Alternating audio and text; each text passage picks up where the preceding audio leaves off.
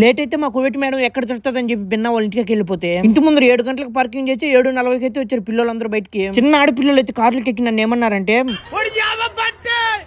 Lay's కల్లి ఇంత మోజు దివానియా ఇంత కల్లి సయ్యారా తాగలాగో లేట్ గా వచ్చారని దివాన్లో వెళ్ళి కూర్చు. మా మేడం ఇన్ని రోజుల నుంచి ఎందుకు దివాన్లో కూర్చుంటావని అడగదు. అలాంటి చిన్న పిల్లలు అడుగుతున్నారు నన్ను. చిన్న పిల్లలు ఆ మాదిరి నన్ను అడిగే తెలియక నాకు ఏం మాట్లాడని తెలియక నవ్వుకున్నా వాళ్ళని. తర్వాత రూమ్ కి వెళ్ళి ఫ్రెష్ అప్ అయ్యి నిద్రపోయి మళ్ళీ డ్యూటీకి అయితే మేడం అయితే ఫోన్ చేసింది రమ్మని చెప్పి హాస్పిటల్ తీసుకెళ్లాలని. డ్యూటీలన్నీ అప్ చేసుకుని వచ్చి కొద్దిగా అన్నం అయితే పెట్టినారు. అన్నం అయితే తిని మళ్ళీ డ్యూటీకి వెళ్ళాలన్నమాట. ఇప్పుడైతే సాయంత్రం 4:30 గంటలకు డ్యూటీకి వెళ్తారు. రాత్రి 7 కూడా బయటకు రాలి. వెళ్ళింది ఎక్కడికో కాదు వాళ్ళ అక్కోళ్ళకి, కానీ లోపల మాత్రం సల్మంట్ వేసుకుని కూర్చోడారన్నమాట. చలి ఎక్కడ పెడుతుంది నాకైతే అర్థం కావడం వీళ్ళకి. ఇక్కడతో డ్యూటీ అయిపోయింది కదా రూమ్ కి వెళ్తా మేడం అని చెప్పిన.